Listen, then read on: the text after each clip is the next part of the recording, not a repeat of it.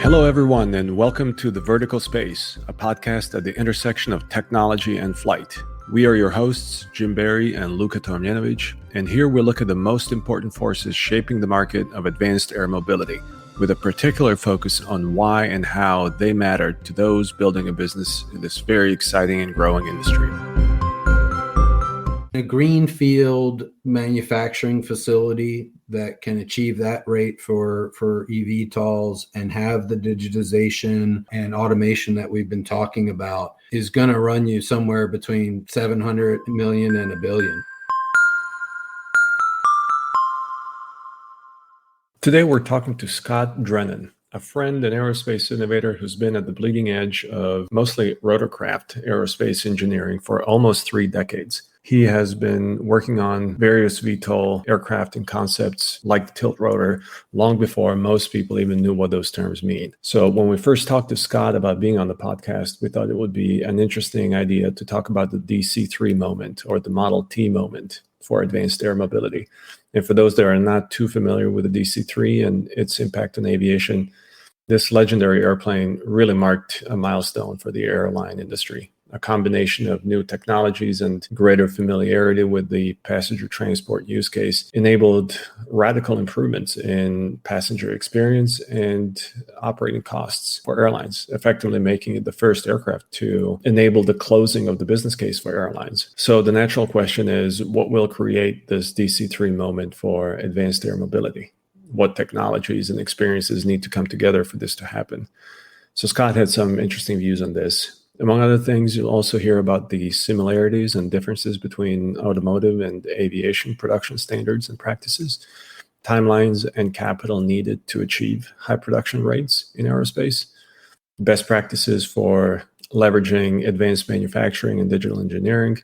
And as we always do on this podcast, we ask Scott for his advice to entrepreneurs looking to start a business in this next chapter of aviation. So without further ado, enjoy the conversation with Scott.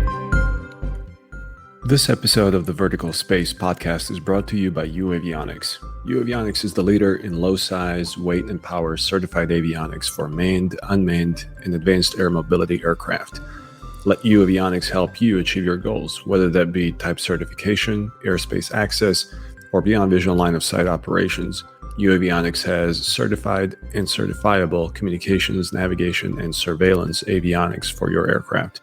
So head over to uavionics.com or Google it to see how you can start flying safer and move your platform forward into shared airspace.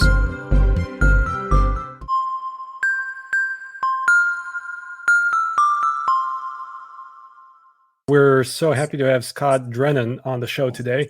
Scott is the founder and CEO of Drennan Innovation, where he advises clients in aerospace and advanced air mobility on how to solve challenges around designing, developing, and deploying complex systems of systems. Scott is deeply rooted in aerospace and defense, where he has been innovating and leading for almost 30 years now. He started at Bell Helicopter, and his most recent role there has been as Vice President of Innovation and Advanced Concepts, where he developed advanced technologies, both legacy and future, military and commercial platforms. Before founding Drennan Innovation, Scott was the Chief Research and Development Officer of Hyundai's Genesis Air Mobility Division. Scott is also a sought-after advisor. Some of the companies that are lucky enough to call him advisor are Electric Power Systems, Elroy Air, Near Earth Autonomy, and he's also advising an aerospace SPAC called New Vista SPAC. And of course, let's not forget his role as a member of the NASA Advisory Council Aeronautics Committee. Very impressive background, Scott. Thank you so much for being on our show today. It's really great to be here, Luca. I enjoy talking to you about this topic, and it should be a great conversation. Yeah, I'm very much looking forward to it. So one thing that jumped out, I really liked the tagline for Drennan Innovation, and it says, "The future is behind us." What do you mean by that? Well, it has 2 meanings for me. It's the sense that because we're looking at stuff in the future believes in us and is behind us like a friend would be, like a supporter would be. And then also it's a play on words of, well, we're ahead of the future itself. So I use it in those 2 senses. I like that a lot. All right. Yeah. So let's jump into our discussion. So today, the topic at a very high level is the DC-3 moment and the Model T moment for advanced air mobility. And we have quite a few interesting questions around the topic. But before we go there, Scott, is there anything that very few in the industry agree with you on? Well, I usually get in most of my disagreements around redundancy and reliability. As you might know, one of the big principles, one of the big technology principles of advanced air mobility, especially in VTOL, is distributed electric propulsion. So now instead of one big rotor, we have many rotors. And I get worried often that people mistake redundancy and reliability. Redundancy is a tool with which to reach reliability, and reliability stands on its own as the goal that we need in our designs in order to make it safe for people to fly in or for it to operate in our airspace and these different environments. So I think that's one that I get in a lot of disagreements about. I find that when people use redundancy in the wrong way, it kind of relaxes them a little bit, and it prevents them to looking at the parts in that system that, albeit has redundancy, that may not be reliable enough to support the probability of failure claims that they're making, or even ignores some failure modes. You know, one of the temptations with electrification is, well, I've got a bunch of motors, and when they fail, they just turn off, and it's a benign failure mode. Well, there's all kinds of other failure modes that could occur from that motor up to the rotor system, or even below. So I think that's probably the disagreement point.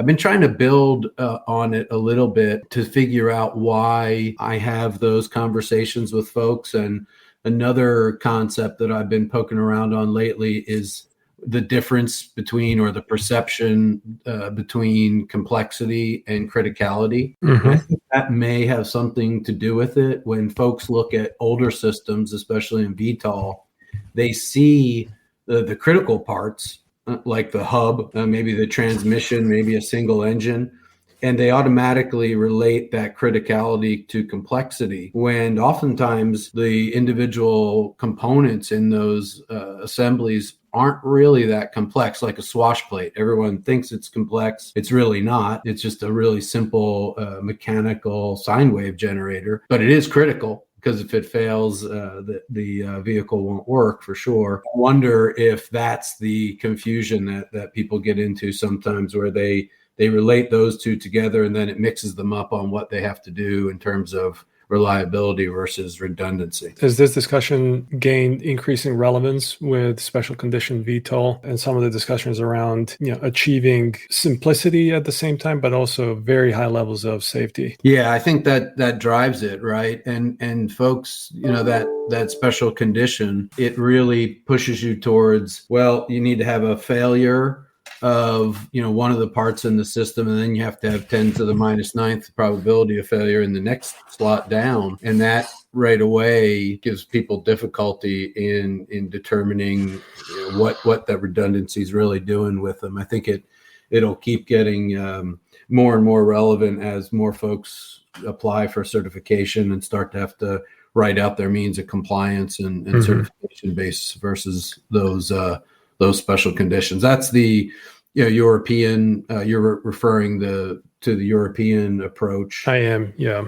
Right now, I think the FAA is working at individual levels and understanding the systems with the applicants, but it'll soon converge and drive to a similar place. So it's really important to understand what it does for you. And it's not just a safety thing. You notice from some of my designs, we weren't afraid to use 6 propulsion units or even 4.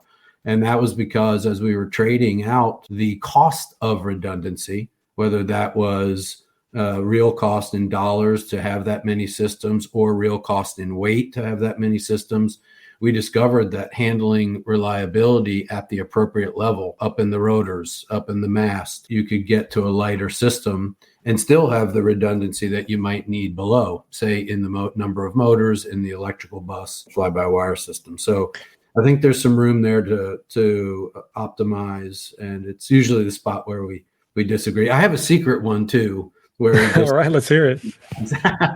I know noise is really important for the eVTOL and section of advanced air mobility, and it seems to be important even in some of the fixed wing applications.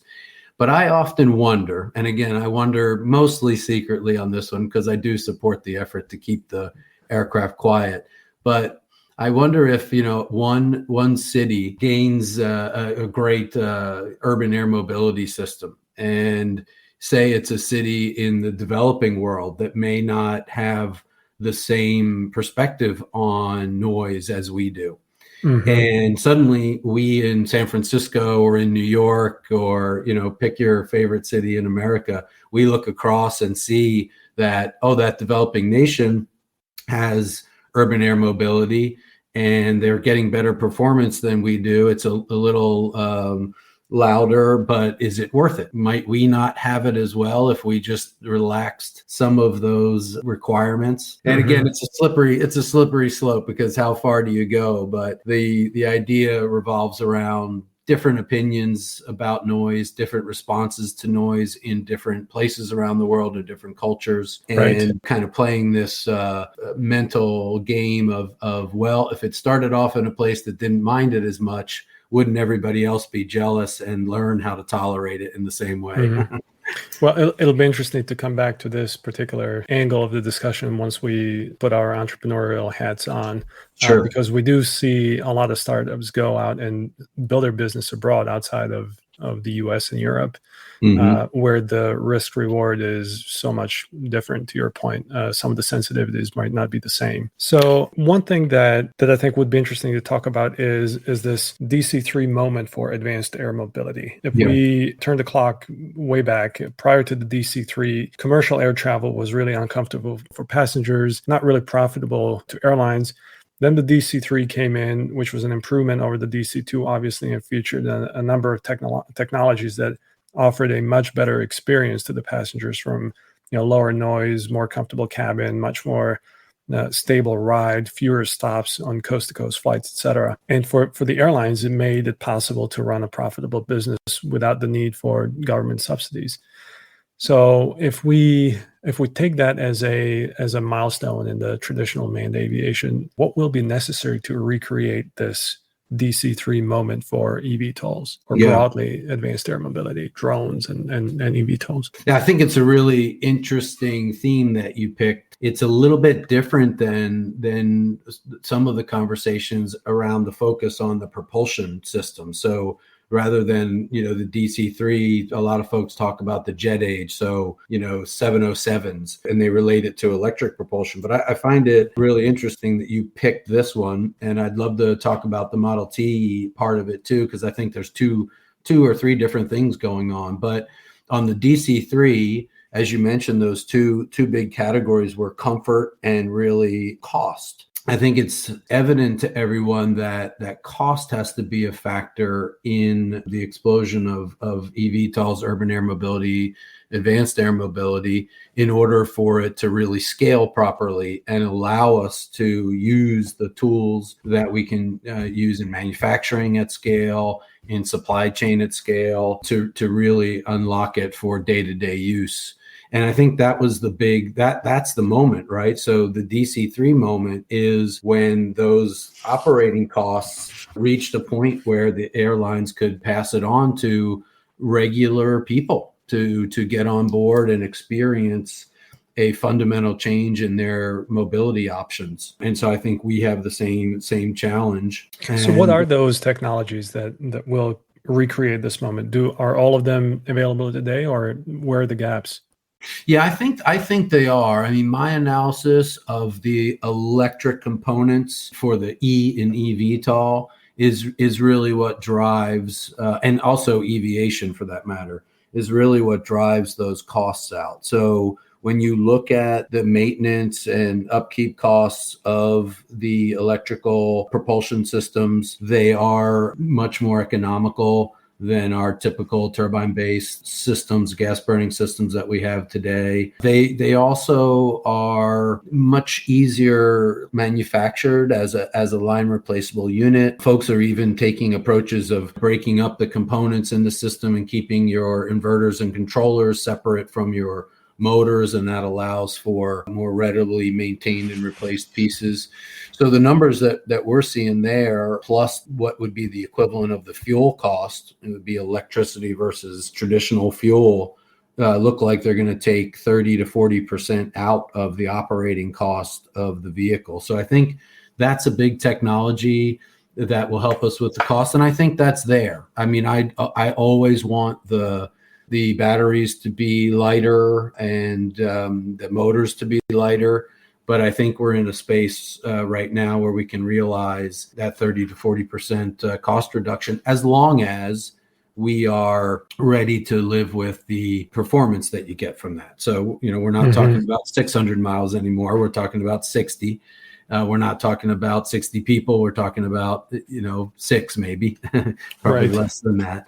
And so you have to be willing to live with that. But I think the value that people will gain by having a new mobility solution at those new costs is super important and super attractive. The other technology, and this is the one where I think we need to be careful about saying it's there, is autonomy. Autonomy will be another driver in helping the costs go down, because it takes that cost seat, the pilot seat, and turns it into a revenue seat. It's there as far as I can see from a technology standpoint. And we know there's autonomous vehicles operating in the military space, but it still has two growth trajectories that it needs to hit. And that is community acceptance or customer acceptance. Can I look left in the aircraft and not see a pilot and still feel comfortable? Can I live in a city and look up and see autonomous vehicles and still feel comfortable that they're not going to come down on us? And then the other piece is, certification of those autonomous systems. Can we get to that trusted, assured autonomy that the certification agencies can believe in and pass on that message to the community that we are safe with that? So that'll be another big one. There's subcategories, but I think those are the big categories. A subcategory I think about a lot when I help my battery clients is the cost per cycle of the energy that's provided by battery system.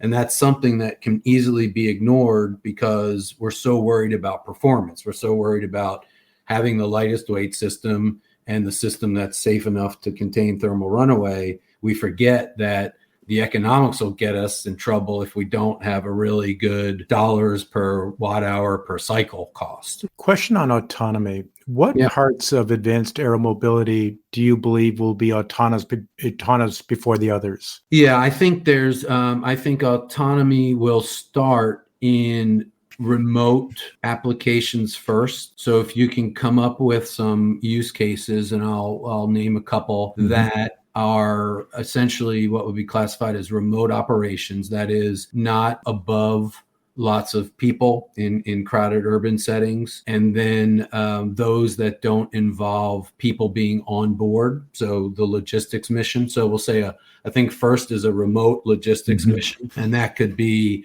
taking equipment out to or supplies out to oil rigs.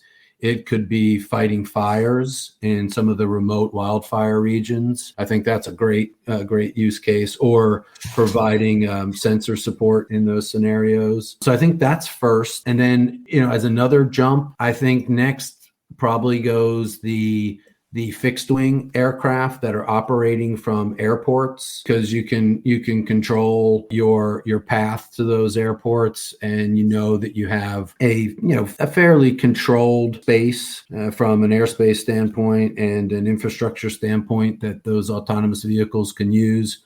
And then I think after that you start to get into the more densely urban populated areas where eVTOLs really want to make some hay, and those come in last. If you were a betting man, when would that be? Well, autonomy to me is kind of a +5, +10 year proposition to certification. I think certification is probably longer than most think, given my experience in the space. So I'm more of a, it's still still 5 years away for certification when you hear about other folks talking about 2 to 3 years away. And then you probably need to add another 5 years onto that, maybe even 10 for autonomous in those complex environments. I'd like to go back to the DC3 discussion and a couple of things that came up as I was hearing your responses. One was on the cost issue. I think there's no doubt that there will be benefits on the operating cost and maintenance costs that will come at with some sort of a curve associated with it, obviously. And there will be a lot of upfront capital and cost that needs to be invested in ground infrastructure, in technology, in new program developments. Do you think that will ultimately be passed on to the customers, the passengers? In which case, do we really have the DC3 moment where it doesn't really benefit the customer? Yeah, I think initially that's going to have to happen unless the communities and public transportation kind of get behind it and say, look, this is good for us. Yeah, I'm not a big fan of saying this is going to relieve all the traffic burden. I think it will happen, but I'm a big fan of, productivity is lost in traffic. We need to help our industries, help our communities keep that productivity curve high, get people there on time, get them to the places that they want to go to that are even outside of work, so they have a better quality of life, and that then helps all the rest of the things. That's a good point. I also think part of the success of the DC3 was a better understanding of the mission requirements. And I'm not sure we're there in terms of the AAM industry today. The first generation of eVTOLs that we read about are just guesses on the missions that people will want to fly. And I think we need to go through a cycle of that first initial way of use to then modify and really converge on the mission aspect of the equation. Yeah, well, what happened in my experience, what happens with new technologies is just like you described. I always use the example of the V-22 and soon to be the 609 and now the V-280 in the Army. When we were first working on the V-22, that was my first project when I started in aerospace. We always used to just say, well, we know it's twice as far and twice as fast because the physics tells us that. And then when we were up in flight testing, we confirmed it. Well, we didn't know all the use cases, though, at the time. And until the customer took the vehicles into their hands and started operating them and thinking about applications that were near and dear to their hearts, did we really nail down, oh my gosh, this could refuel F-18s. Oh my gosh, this could, there could be an attack variant. This can change the entire battlefield's concept of operations because you can put more people in a place in less time. And I think there'll be that moment for us in advanced air mobility as well. But I do still believe that trying to come up with that first tranche of, well, what's our range, what's our speed, what's our carrying capacity is really helpful, because otherwise, how do investors see what the business case is and understand that people are going to use the vehicle? When I see people that are out there saying it's 60 to 100 miles with 3 to 4 people on board and it's all electric, then I'm a believer. Some of the ones that go beyond that right now, I don't see the technology supporting that. I think there's a lot of creative use cases around some of the smaller GA aircraft right now. And I think that can help with training, that can help with the passionate users of those vehicles that fly them around today for some of their different activities. So I think there's patience required, because you speak the truth when you say, we'll learn more about it as we use it. That happens with new technology. I do think it's a responsibility of all the designers and the folks working on these programs to kind of lay down what's really possible inside the bounds of the technological capabilities, inside the bounds of the regulatory bodies and their rules, and say, this is where we're going to start. Well said. If we look at the eVTOLs in particular, part of that business case obviously is being able to manufacture at large volumes. Yeah. What kind of volumes are we talking about, and how does that compare to today's standards in aviation? Yeah, so I did a little exercise the other day and kind of counted up the number of vehicles that all the eVTOL folks that are SPACing are putting down in their S1 reviews. And I roughly came up with 30,000 to 40,000 vehicles over a 10-year period as promised in those documents. So, we're talking about thousands of vehicles per year relative to today's VTOL production rates. I think I used to always say you're cracking the champagne bottles open at 200 or 300 vehicles. So there's an order of magnitude shift. I think that's what we're looking at in terms of, relative output. So we're really approaching manufacturing at automotive volumes and automotive speed. What's required to reach that level of production? It's good to talk about trending towards automobile rates, but those folks are in the millions even. So I think out of the three scales, we can separate them by those orders of magnitude, but there's a lot to learn from the automobile industry. And, they use a lot of automation. We need to learn to do that I'll call it not a larger scale, but in a better way. I mean, we today use things like automated tape layup, and that'll still be a part of it. But can we start to really use, I used to call it cellular manufacturing techniques, where we have machines that can do multiple tasks, because you're not looking for one machine to do one thing really well to produce 1 million parts a year. You're looking for machines that can be, staggered inside the tack rate of the manufacturing process that you're running around the shop floor that you've designed, and have those address different parts at different moments in that tack time, so that you can get a nice flow rate out of the back at about that thousand or so. I think one of the tricks that we have to use too is remember that there's a cost of quality in time and money. There's a cost of first pass yield. So we have to be careful selecting the level of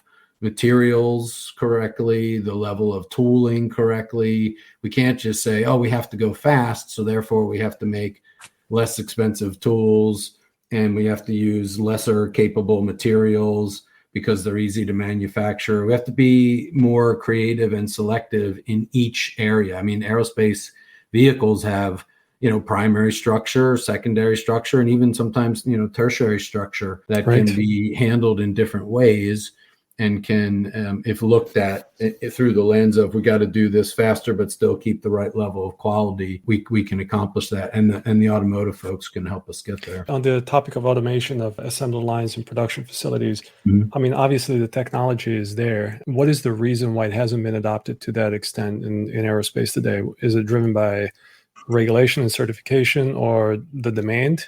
Yeah, there's a lot of capital cost that goes into making a big factory like that has all the automation. But before we get into that, I'll tell you a quick story. I used to go out with my teams and visit the automotive folks, because we'd look for partnerships of how to get a good blend of the aerospace and automotive manufacturing techniques.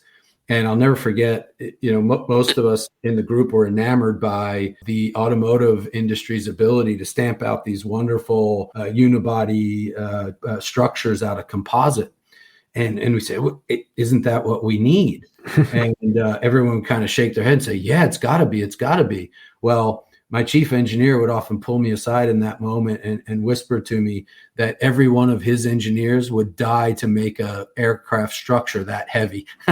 So that was a checking point for me and everyone, that we have to remember that the vehicles on the ground are heavier, and there's reasons for it. And one is because they can, one is because they have other regulations, and they have more leeway on the materials that they can use. So there are manufacturing processes to date that have involved us going into long autoclave cycles, or long press cycles, oven cycles.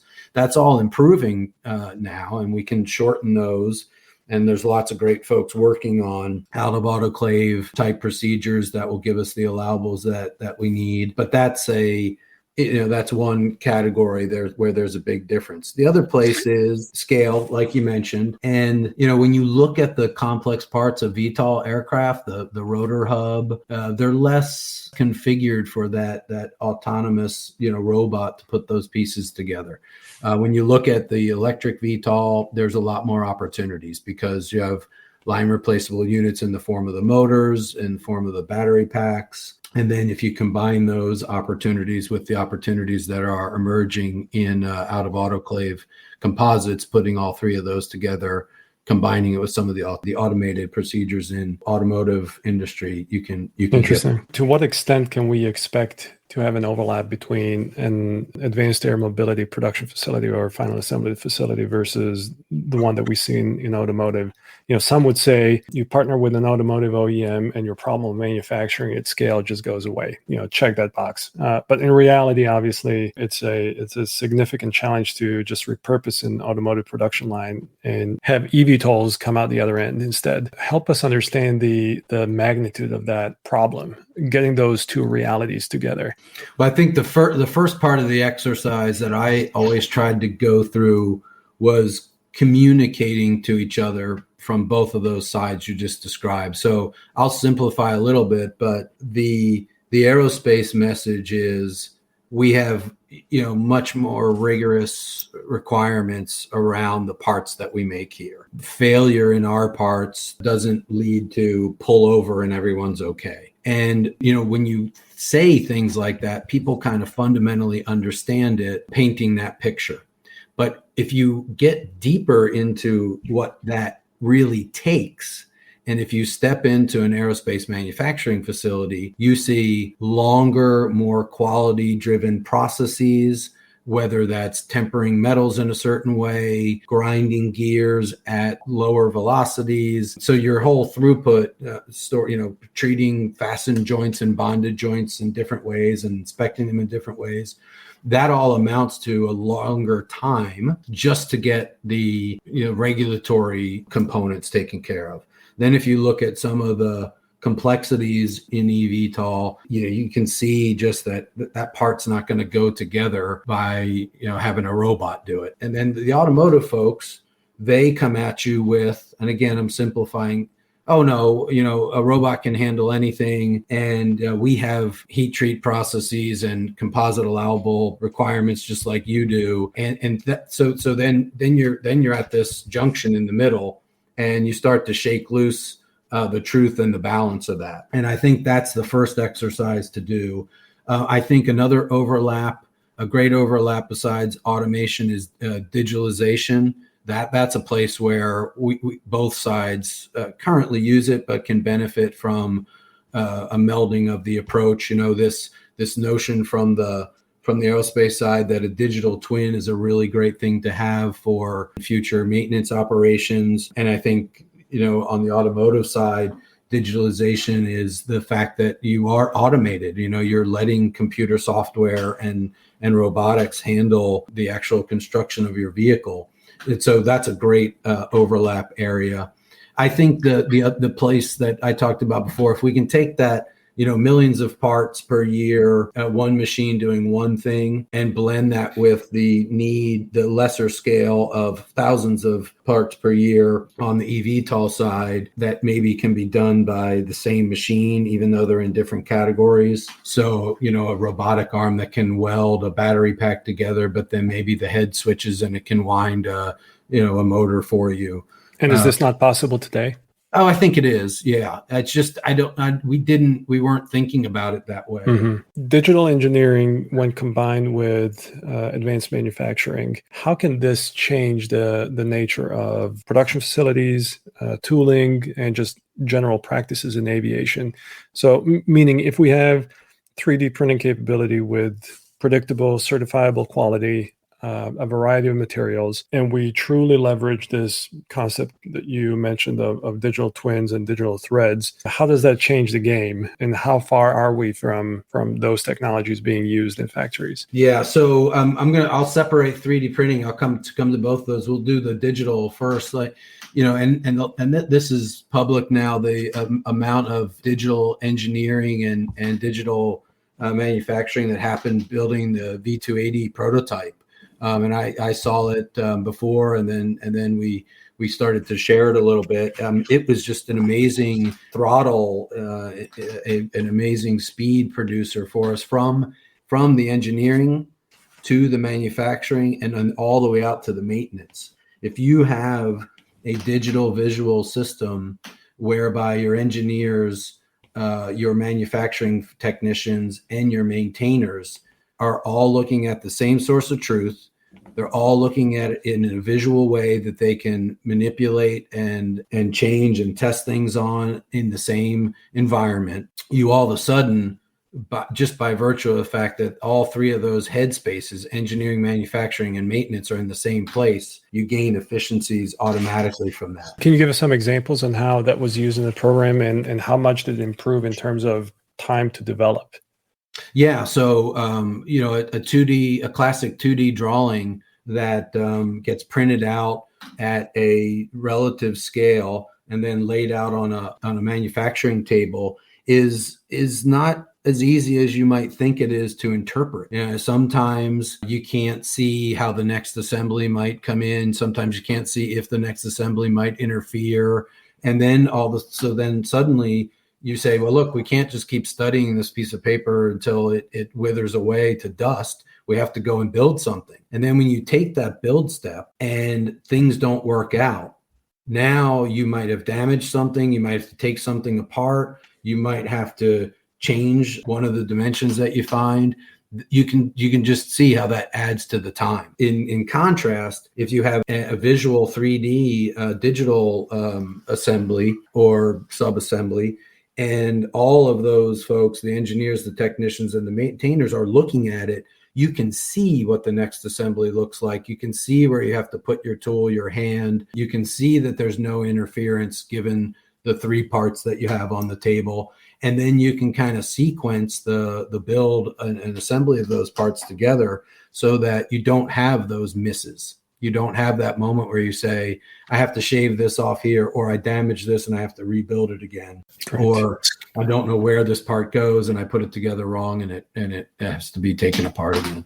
If I'm an entrepreneur in advanced mobility, and speaking of digital engineering, where can I expect digital engineering and 3D printing to make a difference? Yeah, 3D printing is tempting to kind of use as a panacea. In my experience, you have to select particular parts, and until the allowables get to where they need to be, those parts are generally secondary parts. They have a certain complexity in their geometry that other manufacturing methodologies cannot make. And then when you have those and that geometry is doing something for you from a performance standpoint or a maintainability standpoint or a repairability standpoint, then you can take advantage of it. If you just use 3D printing for the sake of using it, you'll find that it won't produce at the rate you want, and it may cost you more than you expected. Look for those complex geometries, those secondary structures right now. And then the third one is that I'm really encouraged by, look to print some of your tools using 3D printing. That can really be a cost saver that a lot of people are starting to look into now. So you can do 3D printed tools. They're kind of real sloppy on the bottom, but that means you can do it real fast to build up the basic foundational structure. And then you take your time on the actual tooling surface. And that allows you to produce tools at a much better cost point, and especially at a much better time. Big metal tools, Invar tools, they take a lot of time to manufacture, and they also cost a lot. One of the questions that often comes up is aircraft certification, the length of time of aircraft certification. When do entrepreneurs need to start investing in certifying facilities? And should that be prioritized over investment in aircraft certification? How are the two connected? Answer to, should it be prioritized over certification of the vehicle? No. The way that it should work, and these are what we call design for manufacturing principles, your engineers, your design engineers, and your manufacturing engineers should be embedded together right from the beginning of the program, and they should use design for manufacturing and design for cost principles to ensure that the design not only functions as a flight vehicle that obeys, flight physics, but it is producible using the methodologies that we know we need to use to get to the scales that we talked about earlier. So it's a concurrent effort, and you can't emphasize that more, really. Because design engineers can design anything. They can't necessarily design anything that's manufacturable at a reasonable cost and at the rates that are required by the ask of the business model for advanced air mobility in particular. So when you're now you mentioned it specifically for entrepreneurs. So I'm not going to change that really, but I'm going to say that the entrepreneur faces something different than the legacy OEM does here. And that is the legacy OEM has a manufacturing facility, has quality processes already published and operational, has manufacturing processes published and usable for their technicians. And so there would seem to be an order of things when you're talking about a legacy OEM, but it's mostly because they can take advantage of the fact that their quality system and their manufacturing process are already in place.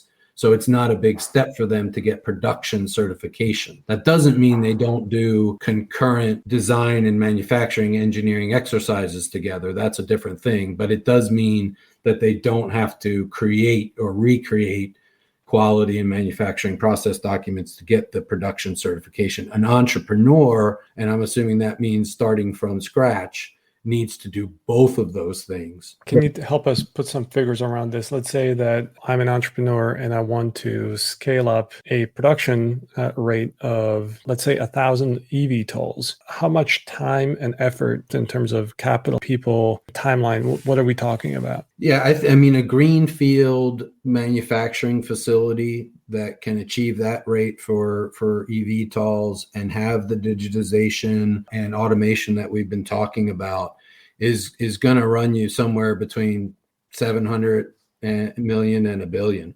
greenfielding it out. It's a big number. Now you can step into that at different rates. So if you want to just do your initial run at 50 a year, 100 a year, you spend, one amount, a portion of that, and then leave yourself room to expand, go up to your 400, 500 a year, and then get to your thousands. But those are greenfield numbers that I've looked at in the past. Over how many years is that typically? That's, it takes a couple of years to get a greenfield set up, and 18 months to a couple of years to get it set up at a low rate, and then another year or two to add on to the scales that we need.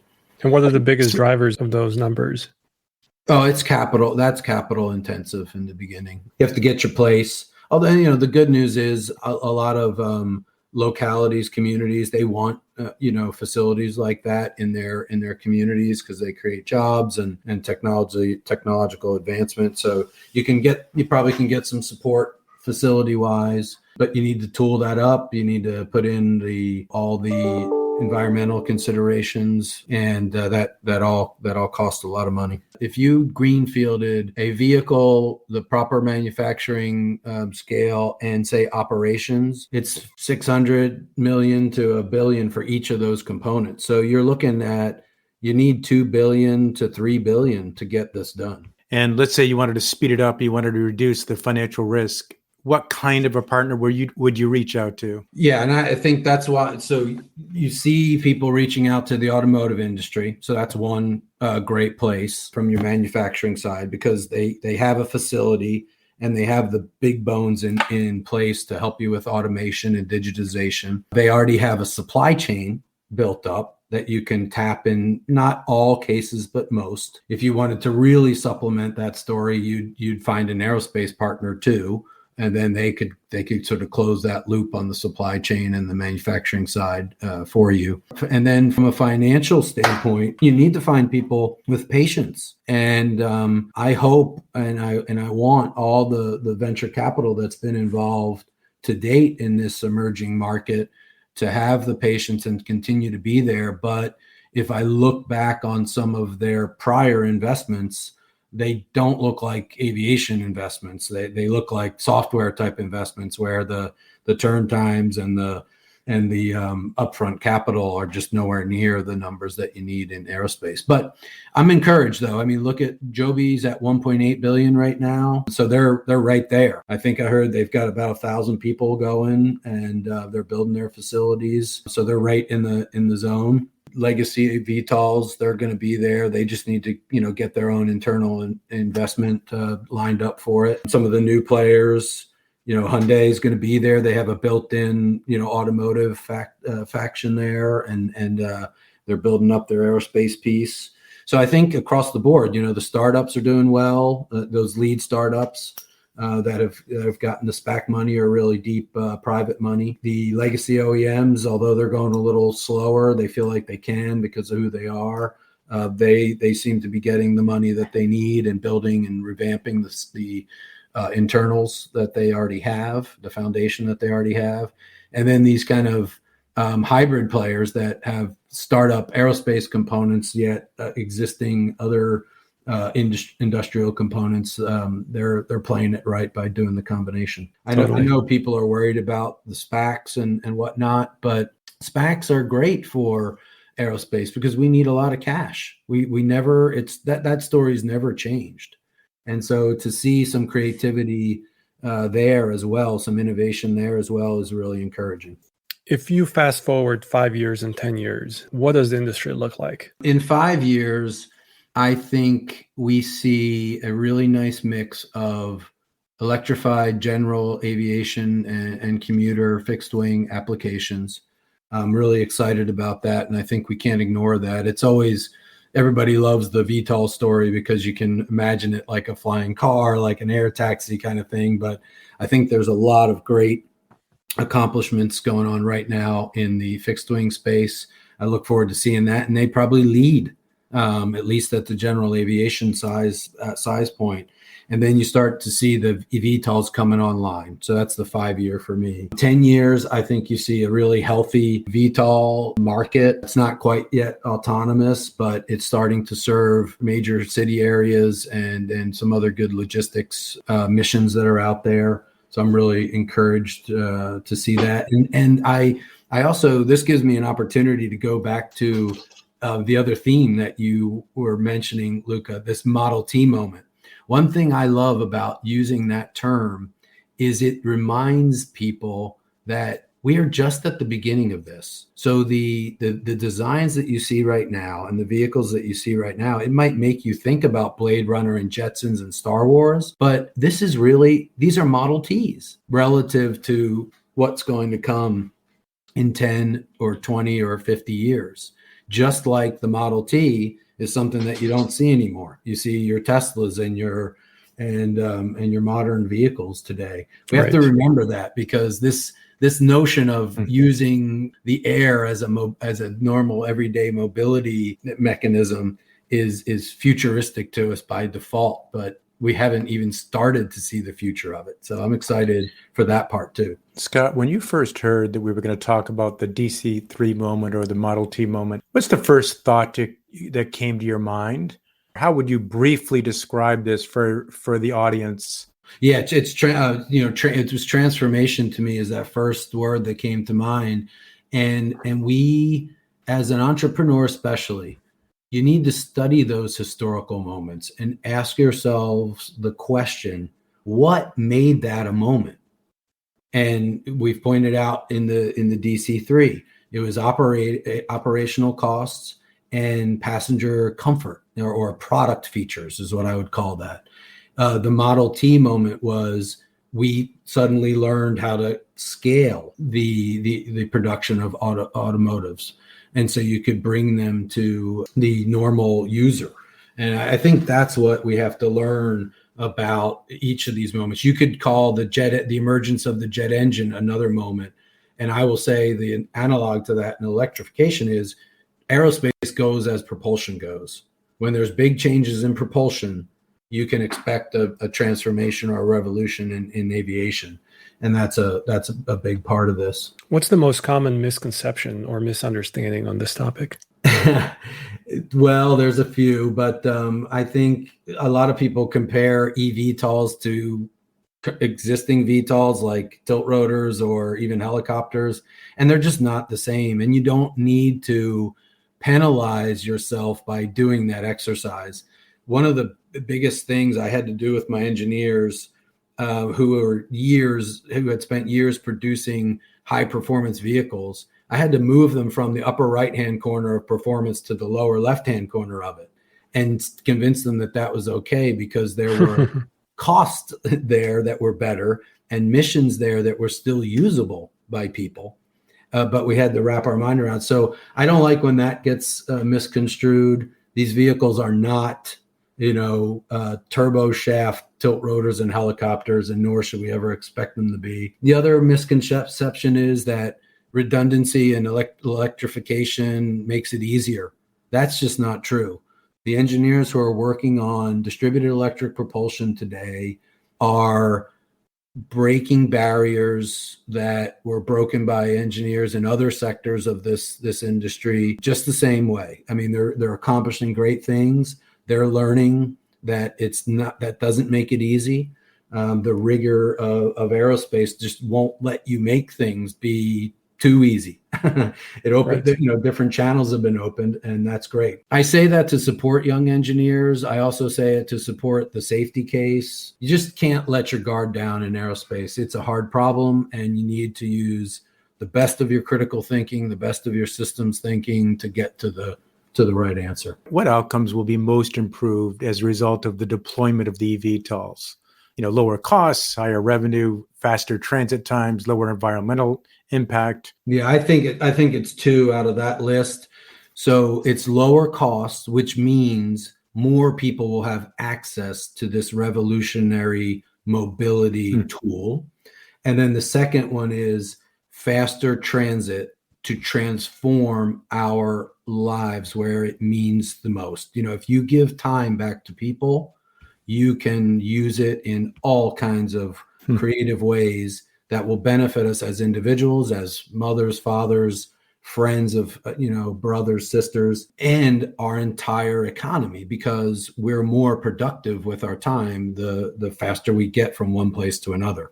Mobility has always kind of been a lead indicator in productivity for nations. So for a politician or a bureaucrat that's working in these systems in the governments or the communities, that's a godsend, right? You're giving something back to your constituents that they will appreciate individually because it'll make their life more meaningful. And then you're giving back to the larger macro stories that they care about, like economics and community and productivity. There's a revolution in mobility coming that utilizes the 3D space around us, and it will change your life forever.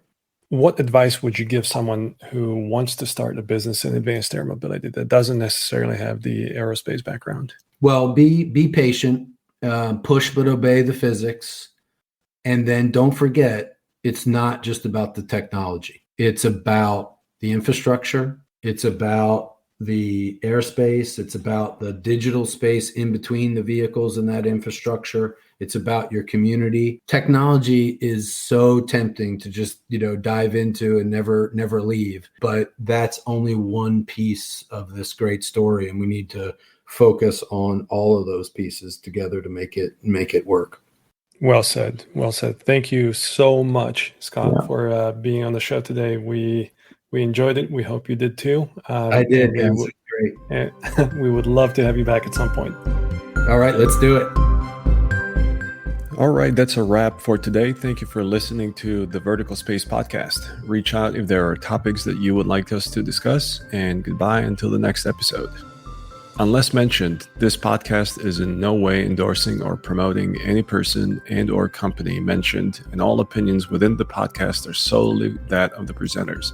The Vertical Space makes no guarantees, warranty, or representation of any information given in this podcast. Any information given is for informational purposes and should be used at your own risk. This podcast is for general, educational, and entertainment purposes only.